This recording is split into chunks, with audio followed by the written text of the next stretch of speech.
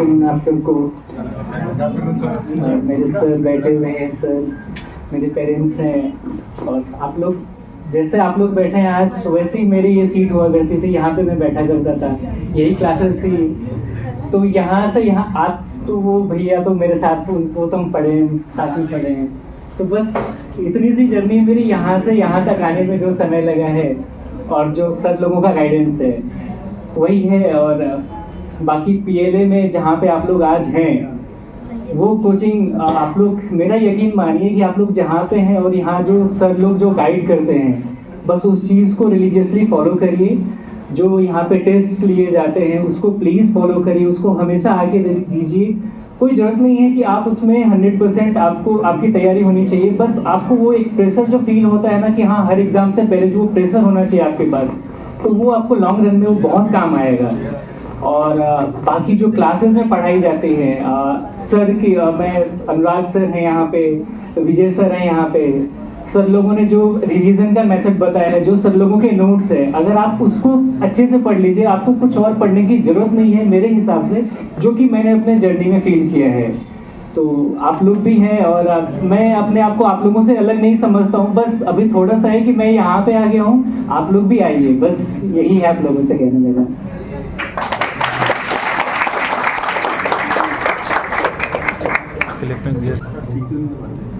Hello everybody, Brijesh Kumar नाम है मेरा। यहाँ से मैंने इंटरव्यू गाइडेंस प्रोग्राम लिया हुआ है और बहुत अच्छा है।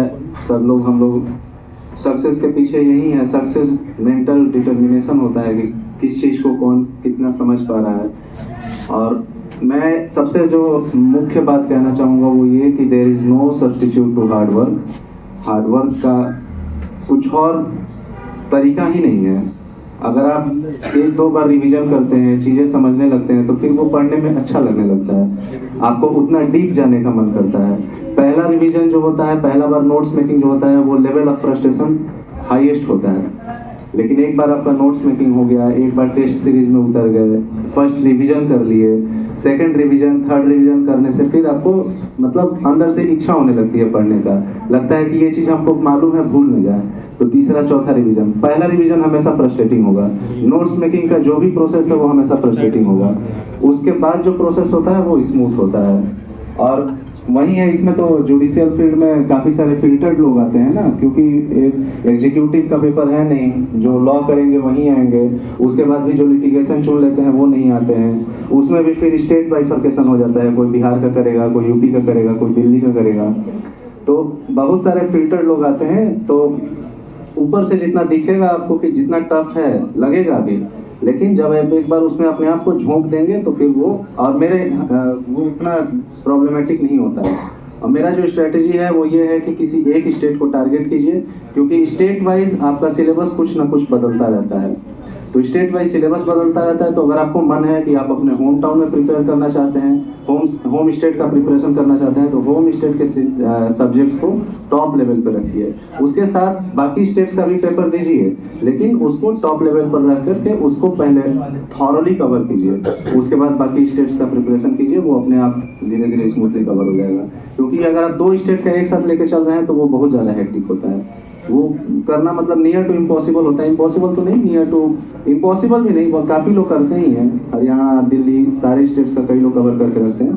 लेकिन शुरुआती मुझे यही लगता है कि किसी एक स्टेट को टारगेट कीजिए जो आपका अपना है, वहाँ से लेवल ऑफ प्रिपरेशन शुरू कीजिए। Thank you.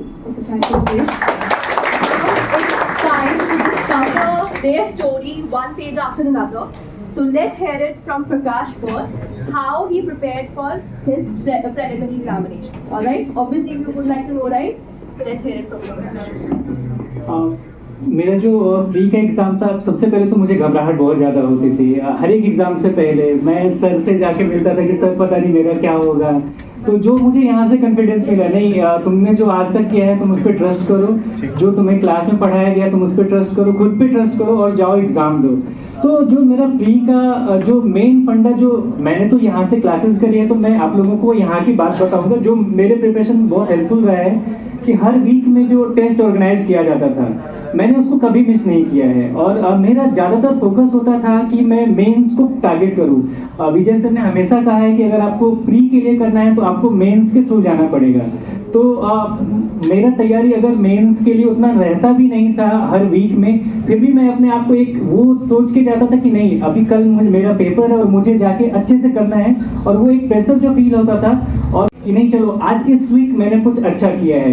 तो जिस दिन से आप लोग ये चीज़ करना शुरू करेंगे, और आप लोग करते होंगे, मुझे पता है ये करते होंगे, सब लोग करते होंगे, तो मेरे से पूछिएगा तो मेरा पर्सनल एक्सपीरियंस यही है कि जो यहाँ पे क्लास में पढ़ाया जाता है आप उसको जाके रिवाइज करिए, और हर वीक जो टेस्ट दिया जाता है आप प्लीज़ उसको आके दीजिए, और एक परीक्षा मंथन की बुक आती है उसको भी आप प्लीज़ लगाइए, और हमारे PLA से भी जो बुकलेट है आप उसको करके जाइए। तो आप मेरे हिसाब से प्री में आप लोगों को बहुत आसानी होगी, और ये चीज़ मैंने खुद में देखा है, इसीलिए मैं आप लोगों को भी ये चीज़ सजेस्ट करूँगा।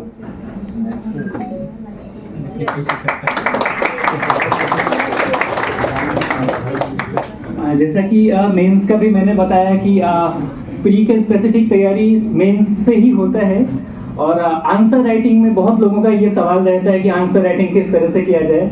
तो मैं आप लोगों को सजेस्ट करूंगा, अनुराग सर का एक वीडियो है, मेरा पहला टेस्ट था, मैंने दिया था, सर का CPC का क्लास था, तो उसमें हमारे आंसर्स अच्छे नहीं थे, तो सर ने क्लास में, सर थोड़े से नाराज थे, और सर ने क्लास में बोला था कि मुझे पहले बताना चाहिए था कि आंसर्स लिखे कैसे जाते हैं। तो एक आप वो जाके लेक्चर देख लीजिएगा, वो एक पूरा का पूरा लेक्चर सर ने बताया है। और विजय सर का हमेशा से सर ने एक मॉडल आंसर दिया है, वो एक फॉर्मेट जो होता है वो बहुत हेल्प करता है, और मैंने कुछ अलग से नहीं किया, मैंने जो यहाँ से मुझे बताया गया मैंने बस उसको ही फॉलो किया। सबका तरीका अलग अलग अपना होता है, लेकिन जो मेरे लिए हेल्पफुल रहा है, मुझे यकीन है कि आप लोग अगर उस चीज़ को देखिएगा और जो सर बता रहे हैं और जो मॉडल आंसर सर देते हैं, और आप लोग मैम है यहाँ पे, मैम से अगर आप लोग रिक्वेस्ट करेंगे आप लोग को मिलेगा वो लेक्चर, और वो अपलोडेड भी है मैम उस पे साइट पे जाके। तो वो एक ही लेक्चर और मेरा वही एक फॉर्मूला रहा है मेंस को तैयार करने का। और बाकी मेरा जो पर्सनल एक्सपीरियंस है मेंस में, अगर आपका कंसेप्ट क्लियर है तो आपके पास इतना नहीं होता कि आप पूरा सब्सटेंस लेके आइए, उसमें आपका बेयर एक्ट प्लस जो आपका कंसेप्चुअल नॉलेज है और जो केस लॉज होते हैं, अगर आप उसको अच्छे से तैयार कर लीजिएगा तो आपका मेंस का आंसर जो मैंने फील किया है बहुत अच्छा होता है। और एक बार आप लोग वो लेक्चर जाके जरूर देखिएगा। So how did you survive your interviews? Ma'am जैसा कि मैंने बताया कि मेरा हर मॉक से पहले, हर एग्जाम से पहले मुझे बहुत घबराहट होती थी। तो जो मेरा पहला यहाँ पे मॉक इंटरव्यू था, रूही मैम थी, विजय सर थे और एक और सर थे, उनका नाम मुझे नहीं पता है, तो मैं एकदम ब्लैंक हो गया था, मुझे कुछ भी समझ में नहीं आता कि मुझे वहाँ पे बोलना क्या है। मुझे ये लगता था कि सर आप लोग प्लीज़ 5 मिनट का मुझे टाइम दे दो, मुझे सांस लेने दो। और मैंने कहीं और से मॉक नहीं दिया, मेरा बस PLA से मॉक था। हाँ, एक ऑनलाइन दिया था, पटना में CLC है, मैंने वहाँ पे दिया था ताकि मेरी फ्लुएंसी सही हो जाए वो चीज़। लेकिन 2 मॉक के बाद मुझे समझ में आ गया था नहीं, मेरा जो पर्पस है वो PLA से सर्व हो रहा है। यहाँ पे मैम ने, अंकिता मैम ने मेरी बहुत हेल्प करी।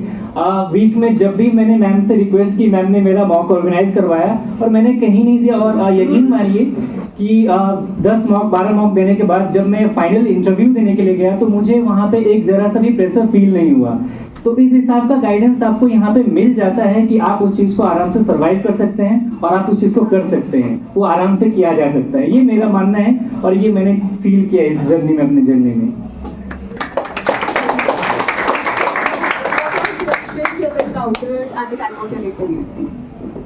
इंटरव्यू में मेरे से सबसे पहले तो जनरल क्वेश्चंस पूछे गए थे कि कहाँ से मैंने पढ़ाई की है और फिर यूनिवर्सिटी के बारे में। फिर उसके बाद लॉ से क्वेश्चंस पूछे गए थे। तो जो यहाँ पे मुझे बताया गया था कि अगर आपको आता है क्वेश्चंस तो आप बहुत अच्छे से बताइए, अगर आपको नहीं आता तो आप पोलाइटली वहाँ पे सॉरी बोल के आप निकल सकते हैं। और वहाँ पे उस चीज़ को आपको जज नहीं किया जाता। अगर ठीक है आपको, सर ने मुझे बार बार बताया, सब लोगों ने, कि आपको जरूरी नहीं प्रकाश कि तुम्हें 10 के 10 क्वेश्चन आए। और एक मुझे याद है एक सर थे यहाँ पे जो अभी CBI में प्रोसिक्यूटर है, तो उन्होंने बताया था कि तुम्हारे 9 क्वेश्चंस नहीं आए 10 में कोई बात नहीं, तुम एक क्वेश्चन का वेट करना और वो क्वेश्चन तुम्हारा सिलेक्शन करवाएगा।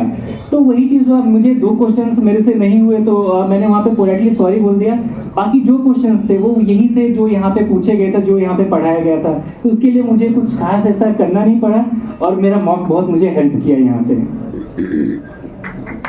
So let's hear it from your experience, how you prepared for preliminary, mains and interview? इसमें इस पेपर में सबको पता है 3 स्टेज होता है, प्री, मेंस और इंटरव्यू। और जैसा प्रकाश भाई ने बताया कि बेस्ट स्ट्रेटजी यही है कि पहले मेंस का प्रिपरेशन करें, क्योंकि प्री में 2 तरीके के आपको क्वेश्चंस देखने को मिलते हैं। पहला बेयर एक्ट के थ्रू और दूसरा कॉन्सेप्ट का। 100% बेयर एक्ट से क्वेश्चंस नहीं आते हैं। 100% अगर आप बेयर एक्ट पढ़ लेते हैं तो आप प्री क्वालिफाई कर जाएंगे, लेकिन अगर आप ये एक्सपेक्ट करते हैं कि केवल और केवल बेयर एक्ट के सेक्शंस आते हैं प्री में, तो वैसा नहीं है। कॉन्सेप्ट का भी क्वेश्चंस आता है। तो अगर आप पहले मेंस प्रिपेयर कर लेते हैं तो उसमें आपका 50% से ज़्यादा कॉन्सेप्ट तो 100% और 50% से ज़्यादा बेयर एक्ट का सेक्शंस आपको याद हो जाते हैं। तो आपको केवल उतना ही पढ़ना पड़ता है प्री पर्पस के लिए जितना कि बेयर एक्ट का जो डार्क एरिया है जहाँ से मेंस में क्वेश्चंस कम दिखते हैं, लेकिन वो हो सकता है कि प्रिलिमिनरी में प्री में पूछा जा सकता है। जैसे पब्लिक ट्रैंक्विलिटी है, मेंस में क्वेश्चंस कम दिखेगा। जनरल एक्सेप्शंस है, मेंस में कई सारे स्टेट्स में मेंस में क्वेश्चन दिखेगा। तो अगर आप जनरल एक्सेप्शन पढ़ लिए तो प्री और मेंस दोनों के लिए तैयार हो गया। लेकिन जो डार्क एरिया है प्री में, वहां से भी क्वेश्चंस कई सारे स्टेट्स में पूछे जाते हैं। और बेयर एक्ट को थोड़ा सा माइन्यूटली डीप में पढ़ना पड़ता है। शैल में कहाँ का यूज है वो बेहतर टीचर्स गाइड करते हैं जहाँ पे आप पढ़ रहे हैं वहाँ पे कि कैसे पढ़ना है। अगर आपके पास टाइम नहीं है, सपोज आप निकल के पेपर अपना लॉ कॉलेज पास करके और तुरंत एग्जाम में बैठने गए हैं और आपका मेंस प्रिपेयर नहीं है, तब आप मेंस प्रिपेयर मत कीजिए। तब बेहतर यही है कि पहले प्री का प्रिपेयर कीजिए, क्योंकि तब अगर आपका मेंस प्रिपेयर नहीं और एग्जाम सर पे है तो आप मेंस प्रिपेयर करेंगे तो वैसे भी प्री नहीं होगा।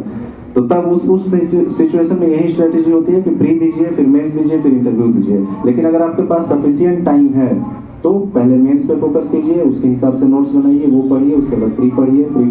मेरा जो पर्सनल स्ट्रेटेजी रहा है वो प्रीवियस ईयर क्वेश्चंस के बेसिस पे रहा है, क्योंकि बिहार का अगर आप पेपर देखेंगे हर स्टेट का अपना एक स्ट्रेटेजी होता है। खास करके यूपी और बिहार को लेकर के मैं ज़्यादा जानता हूँ।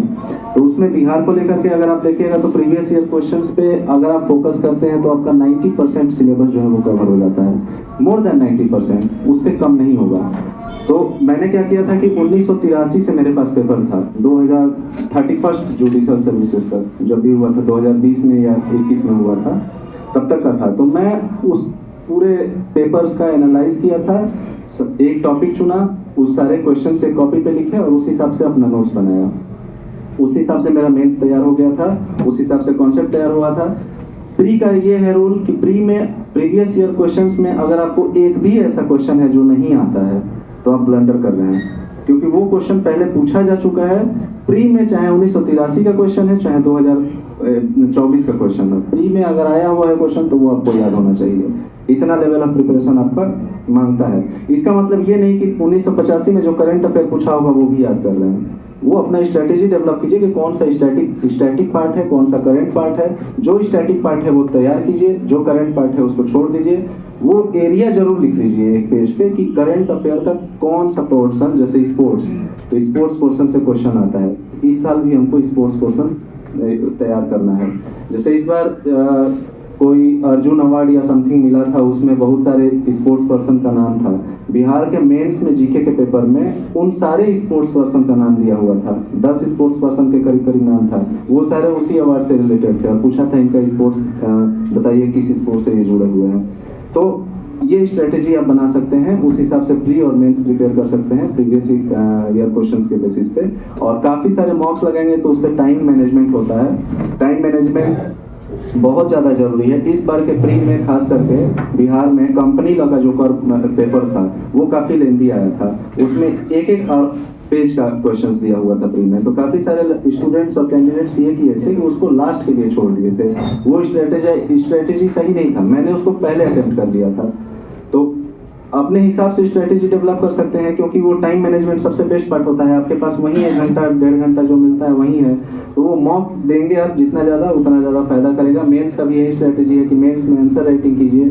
आंसर राइटिंग के लिए आप जैसे बिहार में 150 मार्क्स का मेंस होता है एक सब्जेक्ट का। 150 मार्क्स के लिए आपके पास कितना टाइम है? 180 मिनट टाइम है। 180 मिनट में से आप मान लीजिए कि 10 मिनट आपका खराब होगा, अटेंडेंस, बायोमेट्रिक जो भी वहाँ पे होता है। 170 मिनट बचा, उस 170 मिनट में भी 10 मिनट ग्रेस निकाल दीजिए, आपके पास 160 मिनट बचा। 160 मिनट में आपको 150 मार्क्स का क्वेश्चन करना है। तो अगर एक मोटा मोटी देखा जाए तो 1 मार्क्स के लिए 1 मिनट आपके पास है। 10 मार्क्स का क्वेश्चन है तो आपको 10 मिनट में लिख लेना है। अगर आप वो कोचिंग में प्रैक्टिस कर रहे हैं, अपने घर पे प्रैक्टिस कर रहे हैं, जहाँ भी आंसर लिख रहे हैं, तो उसको कोशिश कीजिए कि वो 10 मिनट में आपके पास वो लिख के तैयार हो जाए।